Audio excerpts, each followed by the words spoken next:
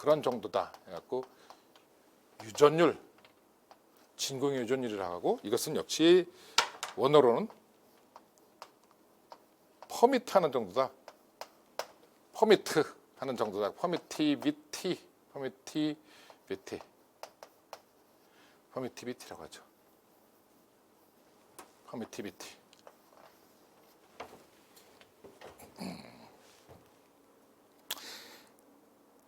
그래서 이런 투자율과 전류밀도, 그런 개념들을 이렇게 정리해서 보면, 아까 이것을 양변을 면적적 분해해갖고 좌변이 이렇게 나오고 우변이 이렇게 나왔고, 이건 전류고 이건 투자율, 진공의 투자율인데, 이것이 결국 같은 거니까 이것이 이렇게 된다라고 했겠죠. 두 개를 같게 놓게 되면은 인테그랄 B dl C는 뮤 제로 I다. 이런 식인데, 이제 이렇게 수학적으로 이렇게 정리를 해놓고 나서 가만히 이걸 하나하나 따져보는 거예요. 우선 여기부터, 아까 이거는 금방 진공의 투자율을 하겠죠. I. 여기를 통과하는 어떤 면이라 하더라도 그 면에 테두리가 있다면 테두리 안쪽을 통과하는, 이게 빨갛게 그린 이런 이거보다 더 빽빽할 수 있겠죠. 그런 전류들을 전부 합친 것, 총전류가 될 거예요. 그 통과해서 나간 총전류. 물론 그 총전류 중에서는 이쪽으로 가는 것은 같은 방향인데 이쪽으로 가는 반대 방향이기 때문에 이런 건 플러스로 하고 이건 마이너스로 해서 이건 빠지는, 그래서 뭐 방향이 플러스일 수도 있고 방향 마이너스일 수도 있을 거예요. 그걸 다 합쳐가지고 어떤 한쪽 방향으로 된 것만 순수하게 표현하게 되면 이제 이건 마이너스가 되는 그런 식이 돼서 하여튼 총전류 I. 이건 뭐냐? 지금 구하고자 하는 자속 밀도예요. 이 자속 밀도를 선적분한 거예요. 어떤 선적분? 폐곡 선적분이죠. 폐곡선. 이 폐곡선은 무엇이냐? 여기서 스토크스 정리해서 이 폐곡선 적분으로 바뀌게 되는데, 이 폐곡선은 무엇이냐? 이 면을 감싸고 있는, 면을 둘러싸고 있는 가장자리예요. 가장자리. 이 면은 지금 아까 면적분 이렇게 했는데 면의 가장자리는 이거죠. 하얀색으로 칠한 거. 이거 하얀, 이것이 바로 면의 가장자리죠. 우리가 만약에 그 면이 이런 면이었다, 그럼 이 면에 대해서 이런 적분하게 되면은 이 적분은 비선적분을 갖게 되는데, 그 선적분의 테두리가 바로, 선적분의 경로는 이거 테두리를 따라서, 이 테두리를 따라서 가장자리라고도 말할 수 있겠고 테두리라고도 말할 수 있고, 이것을 우리가 폐곡선이기 때문에 어떤 면이라 하더라도 그 면을 둘러싸고 있는 것은 지금 이거는 정직사각형 모양의 폐곡선이 되겠죠. 뭐 어떤 경우는 이제 원이 될 수도 있겠고, 이거 같은 경우는 부정형의 어떤 이렇게 찌그러진 이런 폐곡선이 될 거예요. 그런 폐곡선을 따라서 적분하는 것으로 바뀌는 거죠. 그래서 의미를 따져보면 자속밀도, 내가 구하고자 하는 거예요. 전류가 흐르고 있을 적에, 전류가 흐르면 자속이 생긴다. 거기서 자속밀도를 구하고자 할 때 이 식을 이용하면 된다라는 거예요. 그것이 이렇게 정리된 건데, 다시 한번 앞으로 돌아가서 보면은 자기장, 마그네틱 필드, 여기서는 이제 자속 밀도가 그걸 대표하는 것이죠. 마그네틱 필드를 만들어내는 원천, 소스가 무엇이냐면은 자석인데, 자석을 파고 들어가 보면 전하 이동이고 바로 전류라고 해서 전류가 자기장을 만들어낸다. 전류는 자기장을 만들어낸다. 아마 초등학교나 뭐 중학교에서도 그런 실험을 해볼 수 있는데, 전자석이라는 걸 만들죠. 전자석. 전기줄을, 가나다란 전기줄을 이게 만약 못이라고 하면 못에다가 이게 둘, 물론 이제 그냥 한 게 아니라 합선이 될 수 있기 때문에 종이 같은 걸 하면 다음에 이렇게 전기줄을 이렇게 쭉 돌려가지고 여기다가 건전지를 딱 연결하게 되면은, 건전지를 연결하게 되면 여기에 이것이 자석이 되죠. 그 자석을 우리가 전자석이라고 하죠. 전자석은 원래부터 자석이 아니었는데, 전자석은 왜 생기느냐? 전류가 흐르면 그 전류로부터 자기장이 만들어지기 때문인 거예요. 자석 같은 경우에는 아주 미소한 자석들, 아주 마이크로한 자석들, 아까 자석을 쪼개서 마지막 단계에서는 원자 또는 원자를 쪼개고 나면은 이제 핵 주변을 돌고 있는 전자가 하나하나의 자석이라고 말을 했는데 그거는 자석을 구성하고 있는 그런 요소라고 말할 수 있을 거고 그냥 인공적으로 우리가 만들 수 있는 자석 중에서는 전자석이라는 게 있죠. 전자석이라는 건 뭐냐면은 아까 여기서 자기장의 원천이 전류이듯이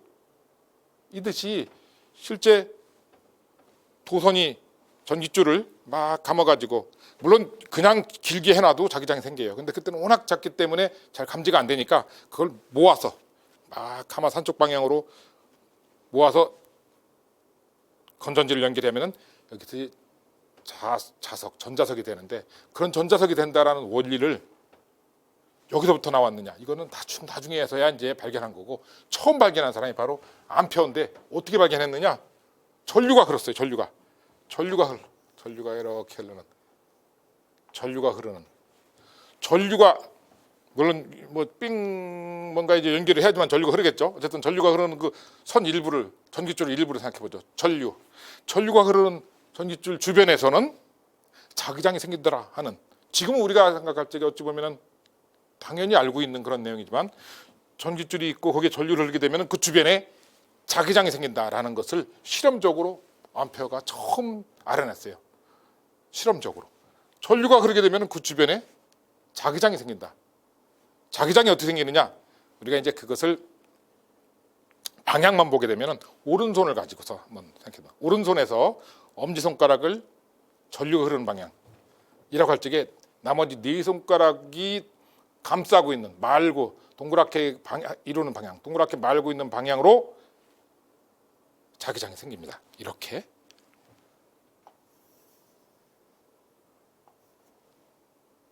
물론 멀리에서도 좀 약하지만 생기겠죠. 더 멀리에서도 생기겠죠. 이렇게. 여기만 생기느냐? 전류는 쭉 진행하면서 다 있으니까 모든 공간에 다 이쪽 방향으로 자기장이 생기죠. 이쪽 방향으로. 사실 이 얘기부터 해야 되는 건데 우리가 보다 더 이제 정량적으로 정확하게 하기 위해서 이제 여기서부터 나온 건데 이것은 첫 번째 식은 바로 암페어 법칙이라고 하는 건데 그 암페어 법칙은 처음부터 수학적으로 나온 게 아니라 이런 실험으로부터 나온 거예요. 이 실험으로부터 나온 거죠. 지금 단순히 이 실험을 어떻게 할 것이냐? 아마도 이렇게 했을 거예요. 조그마한 나침반, 아주 작은 힘에도 움직일 수 있는 나침반, 그걸 갖다가 이렇게 움직이는데 전류를 흘리면서 전류를 작게 흘려가지고선 이것이 잘 움직이지 않았을 테니까 전류를 세게 흘리면 이제 자기장이 세게 생기기 때문에 지금 우리가 알고 있는 그 상식에 의하면 그래요. 전류가 흐르면 자기장이 생기는데 전류가 강하면 강할수록 더 센 자기장이 생기는데 그걸 확인하기 위해서는 나침반을 가지고서 이 주변을 왔다 갔다 하게 되면은 휙 돌아요. 이렇게 휙 움직이게 돼요. 그 움직이는 것이 바로 이쪽 방향으로 움직여요.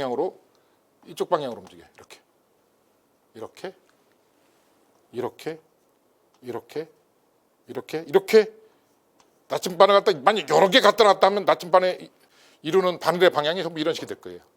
이렇게 되니까 이쪽 방향으로 무엇인가가 이렇게 생기는구나. 그래서 그 방향을 조사해 보니까 오른손에 대해 반드시 오른손 엄지 방향으로 전류의 방향을 잡았을 때 네 손가락이라고 하는 방향. 물론 가까운 데에서부터 멀리까지 아주 멀리까지 다 생겨요.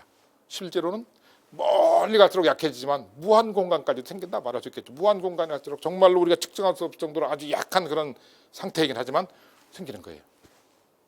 전류가 흐르는 그 도선 주변에는 다 생겨요. 이것이 이제 암페어가 실험한 실험 내용인데 이것만 가지고서는 구체적으로 수치화할 수가 없죠. 수량화할 수가 없죠. 그래서 암페어는 전류를 세게 흘리고 나서 어느 정도 세지는지 전류를 예를 들면은 1암페어도 흘려보고 2암페어도 흘려보고 3암페어 계속 흘리면서 이쪽에다가 얼마만큼 더 세게 작용하는지 더 세게 생기는지 그걸 실험을 하면서 일일이 수량을 했겠죠. 그 수량을 해서 전부 정리를 해보니까 그 중에서도 이렇게 어떤 폐곡선 하나를 잡았어요. 폐곡선을 폐곡선 경로를 하나 쭉 잡아가지고 이렇게 지금 이 노란색으로 이렇게 이런 폐곡선 하나를 잡아서 그 폐곡선 경로에서 자속 밀도의 세기 곱하기 요 길이 바로 여기서 뭐 이거죠. 바로 자속 밀도 곱하기 길이에요. 여기 DL이라는 것은 미소 길이죠. 자속 밀도하고 미소 길이를 내적한 것, 방향이 다를 수 있기 때문에 내적을 하는 식으로 해서 방향을 맞추는 거예요. 그 자속 밀도 곱하기 길이, 그 다음 단계에서 또 자속 밀도하고 길이하고 자속 밀도 길이 계속 곱해가지고 자속 밀도 길이 다 해갖고 한 바퀴를 삥 돌면서 적분을 한 전부 더했더니 그러니까 자속 밀도 곱하기 미소 길이, 자속 밀도 곱하기 미소 길이 계속 그걸 했더니 그것은 이 내부를 통과하는 전류의 크기에 비례하더라라는 거예요. 정확하게 비례하더라. 그때 비례 상수가 뮤제로더라라는 거죠. 물론 이때 전류는 단위가 암페어. 자속 밀도의 단위는 W입니다. W를 갖다가 대문자 W라는 걸 표현하기 위해서 내가 이렇게 쓸게요. 웨버. 독일 사람이기 때문에 독일식 발음은 베버가 되겠죠. 베버. 근데 영어로 하면 웨버가 되는데 웨버 퍼 제곱미터라는 단위로서 이 단위를 표현하죠. 여기 단위가 빠졌네요. 일렉트릭 필드 같은 경우는 볼트 퍼 미터.